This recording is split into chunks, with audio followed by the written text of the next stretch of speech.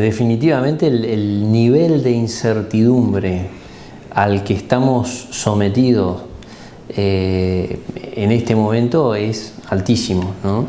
Y a mí me hace acordar una expresión que desarrollaron los yanquis, gente del ejército de Estados Unidos, que habla de los entornos VUCA, por las siglas en inglés: volatilidad, incertidumbre, complejidad y ambigüedad, ¿no? Y a veces cuando doy clases me causa gracia, porque la verdad que si de entornos VUCA se trata, somos especialistas, digamos, ¿no? La verdad que iniciar la planificación de un negocio con proyecciones de crecimiento de la economía de 2 o 3 puntos, con proyecciones de inflación de 25% y después terminar en las antípodas es complicado. Y además una cosa, digamos, ¿no? Yo creo que la volatilidad y la incertidumbre del contexto puede servir como justificación por un ratito. Después al final uno tiene que dirigir el negocio. Y me parece que la dirección del negocio le gana a las decisiones del contexto, ¿sí? Aun que haya incertidumbre, la posibilidad de planificar el negocio y de trabajar con escenarios y de usar herramientas de gestión hacen que uno pueda tener resultados distintos en el mismo contexto complicados para hacer negocios, ¿no? Aún en contextos muy inestables, uno tiene que seguir dirigiendo el negocio. Y cuando yo digo dirigir el negocio, es trazarse objetivos, tener un proceso de planificación, trabajar por escenarios, ¿sí? Y construir la realidad de lo que uno pretende lograr. Cosa que yo veo que en general pasa poco, y a veces el pesimismo de los empresarios locales dice, bueno, ¿qué querés que planifique en este contexto si no tengo idea de lo que va a pasar?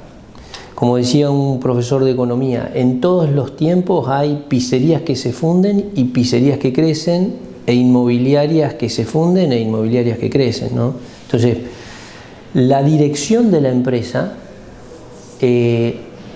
desde mi perspectiva, le gana a la incertidumbre del contexto. No solamente que lo decimos siempre, sino que lo demostramos con quienes son los protagonistas de este programa semana tras semana. Las empresas de Entre Ríos, en un 95%, son empresas familiares que se crearon por un hacedor que fue creciendo, que fue desarrollando su empresa, su industria, su actividad productiva, y que termina generando una cantidad de puestos de trabajo. Entonces, esa persona que empezó siendo un productor, que empezó siendo un hacedor, pasa de operar una empresa, de operar un producto, de realizar, de fabricar un producto, a dirigir personas, a dirigir la marcha del negocio. Y son dos cosas totalmente diferentes. El tema con eso, y es muy importante, la pregunta y la distinción. Uno tiene la tendencia a hacer lo que se siente cómodo haciendo. El empresario pyme normalmente empieza operando el negocio, ejecutando el negocio y no dirigiendo un negocio. Llega un punto que cuando el negocio crece, lo que es más necesario y más importante es la dirección del negocio. Y eso requiere otro conjunto de capacidades y actividades, ¿tá? Entonces yo digo, ¿se puede operar y se puede dirigir un negocio? Sí.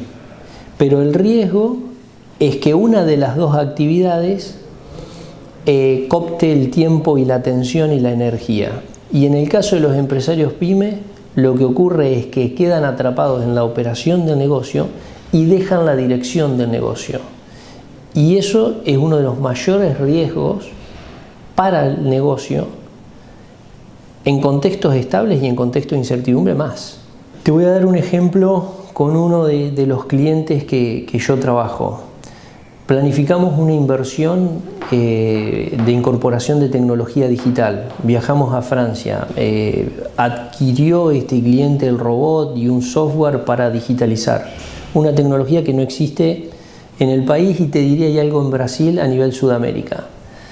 Bueno, eso fue parte de la planificación del desarrollo del negocio. Incluyó muchos matices: la cuestión tecnológica, la cuestión financiera, la estrategia de negocios. Eso no tiene ese empresario, que es muy bueno en lo que hace, no tiene el conocimiento para cubrir todos esos frentes de la decisión. ¿Se entiende? Y después que se hizo la inversión, nos encontramos, bueno, es una inversión en euros, con todo lo que es conocido, digamos, ¿no? Del 100% de evaluación. Definitivamente hubo que adaptar la estrategia, trabajar con escenarios, planificar, fortalecer los flujos de fondos de la empresa para mitigar el impacto de un contexto que resultó mucho más adverso que el que teníamos previsto, ¿tá? Pero eso es dirección del negocio. Entonces, creo que es una variable clave, más importante que operar el negocio, y creo que hay que rodearse de la gente que tiene las capacidades necesarias para hacer ese proceso de dirección. Y cuando hablamos de dirigir, de tomar decisiones, de planificar una empresa hacia adelante, hablamos de una cantidad de cosas.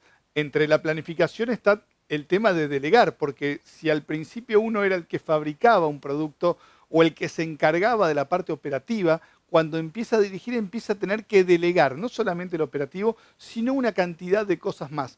Y en el delegar es donde se encuentra uno de los secretos para poder empezar a aprender una nueva cosa que es dirigir. Requiere en realidad varias cosas, digamos, ¿no? En general requiere saber delegar, requiere desarrollar capacidades de dirección, que tiene que ver, una de esas capacidades es aceptar la delegación como un proceso natural, ¿tá? Y después requiere rodearse de gente que no siempre te dice lo que te gusta, ¿no? Que desafía tu idea de cómo llevar adelante el negocio, que desafía tu idea de qué es lo que tenés que hacer o dejar de hacer. Uno de los atributos de la gente que participa en el proceso de planificación más importante es que tenga la libertad para decir lo que piensa, desafiar al dueño del negocio, al CEO del negocio y aportar conocimientos técnicos a ese proceso de dirección del negocio. Para mí es lo propio de un proceso de coaching ontológico, ¿no? O sea, cuando vos hablas de transformación, yo digo que es un proceso de aprendizaje. Y el coaching ejecutivo o el coaching ontológico lo que hace es acompañar a las personas en un proceso de aprendizaje. Esto es uno. Hay muchos otros procesos de aprendizaje que puede requerir el gerente, el CEO, el dueño de una empresa, ¿tá? Pero sí es transformación en términos de que uno a través de un proceso de coaching puede hacer cosas que antes no hacía. Entonces, si yo identifico la necesidad de dirigir mi empresa y en un punto A en el tiempo no lo puedo hacer, probablemente a través de un proceso de coaching en un punto B en el tiempo sí tenga la capacidad de hacerlo y de entender por qué es importante hacerlo. Un seminario que voy a dictar ahora es básicamente basado en los procesos de comunicación y la importancia de la calidad de las relaciones dentro de las organizaciones como mecanismo para tener resultados. O sea, no es el proceso de comunicación para que nos llevemos bien y nos querramos, digamos. Es el proceso de comunicación para tener resultados, ¿sí? Yo además de coach soy contador, digamos, y tengo muy claro que el resultado en una empresa es muy importante. O sea, si no hay resultado, no hay futuro de la empresa. Una empresa que no puede pagar las cuentas se funde. Entonces, el tema es el equilibrio entre tener resultados y cómo la calidad de las relaciones interpersonales afecta y condiciona esos resultados, ¿no? Y constantemente hablamos de que los cambios son constantes. Ahora, lo único que no va a cambiar de acá hacia adelante y que ya lo estamos viendo en los últimos 10 años es el cambio. La constante va a ser el cambio. Y ahí es donde es el gran desafío que tenemos, porque a sociedades como las nuestras, que no nos gustan los cambios, es a donde nos tenemos que adaptar, cambiar. El contexto mundial tan cambiante vino para quedarse y es más para acelerarse. Con lo cual, el otro día estaba con un cliente y me decía, bueno, pero es muy difícil tomar gente porque la gente rota y hay que invertir tiempo en desarrollar esas capacidades. Olvídate, eso es así, la gente rota en el puesto. Mi papá trabajó 35 años en el INTA, eso no existe más. O sea, lo que uno tiene que tener es procesos de negocios más ágiles para entrenar más rápido y saber que la posibilidad que la gente va a rotar tiene casi la característica de certeza, ¿no? Entonces, la velocidad del cambio es una realidad. Independientemente si a uno le gusta o no, se siente cómodo o no, eso está fuera de discusión. Yo preferiría otra cosa. Bueno, está bien.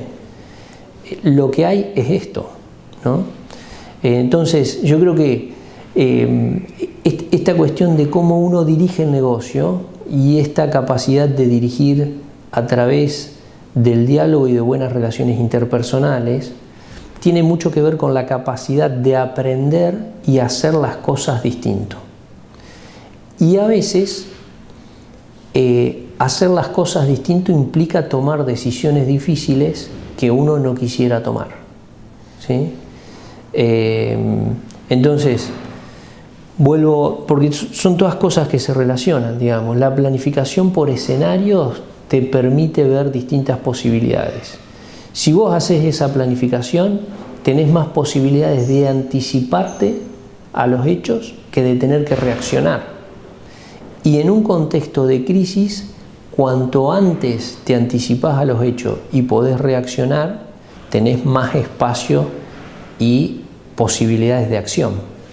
Y el gran problema que tenemos cuando nos quedamos solamente pensando en el corto plazo es que este corto plazo y la coyuntura sea quien va a dictar de qué manera continúa la empresa. Cuando no hay planificación, el devenir de los acontecimientos es el que nos va llevando a los lugares que muchas veces ni siquiera querríamos haber estado. Por eso la planificación es fundamental para contrastar a este devenir que nos lleva a la coyuntura. Yo creo que la falta de planificación es una clara manifestación de falta de dirección o de una dirección pobre, ¿no? Ahora, también es cierto que el contexto te somete a tensiones que son, yo diría que son más intensas que lo razonable, ¿no? Con lo cual, otra vez, digamos, te puede gustar o no, es Argentina y va a ser así, yo diría que va a ser así, ¿no? Con lo cual ahí hay algunos mecanismos que uno podría decir, cómo es una estructura más flexible, cómo tercerizo parto del negocio, cómo minimizo algunos riesgos ante eventuales cambios en los niveles de actividad. Otra vez, todas estas cuestiones es parte del proceso de planificación y de tener una estrategia de negocio antigolpes, digamos, de alguna manera. Y yo creo, bueno, en el coaching ontológico hablamos mucho de la justificación, ¿no? Sirve para un ratito, pero en realidad no agrega nada de utilidad. O sea, yo puedo despotricar contra la presión impositiva un ratito, después tengo que ponerme a pensar cómo voy a dirigir mi negocio en este contexto, ¿sí? En los procesos personales pasa un poco lo mismo, digamos, ¿no? Yo creo que uno se tiene que hacer cargo de la parte que le toca, pero además porque creo que es un mecanismo muy efectivo para generar una realidad distinta. Y eso incluye los procesos personales individuales y los procesos de dirección del negocio. Justificarme o despotricar con la realidad, no digo que no sea cierto, lo que digo que a nivel de impacto en el negocio es mínimo, ¿no? Y hay muchas veces que uno no quiere ver la realidad que efectivamente está ahí. El año pasado me tocó con un cliente, una industria importante, llegar a un punto de decir, bueno, evidentemente el flujo de fondos de la empresa no iba a funcionar como lo estaba haciendo, no iba a ser suficiente. Entonces, tuvimos que trabajar con un escenario de decir, bueno, si el flujo de fondos es este, ¿cuáles son las acciones desagradables, antipáticas que tenemos que tomar antes que te la tome el mercado, digamos, ¿no? Decíamos recién que somos una sociedad sumamente conservadora y cualquier tipo de cambio, por más que lo estemos demandando constantemente, genera mucha incertidumbre y mucho miedo. por qué el miedo a estos cambios cuando realmente nos damos cuenta que incluso lo necesitamos. Yo creo que es una reacción natural al cambio.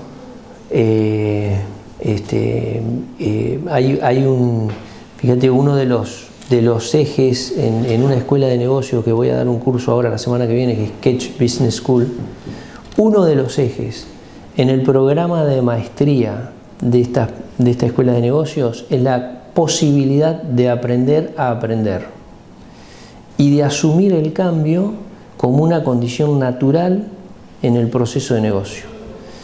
Esta maestría está enfocada en los managers del siglo XXI, ¿tá? Y yo creo que uno tiene la tentación de quedar apegado a lo que está ocurriendo. Esta expresión en inglés, business as usual, ¿no? Que es hacer el negocio como siempre lo hice.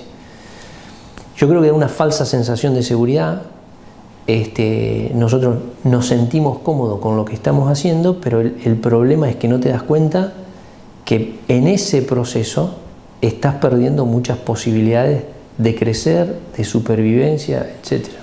Y si hay algo que es la única certeza que hay, es que los negocios hoy no son como se hicieron siempre. Definitivamente, también esto, fíjate que el segundo eje en el programa de maestría es de tecnologías digitales.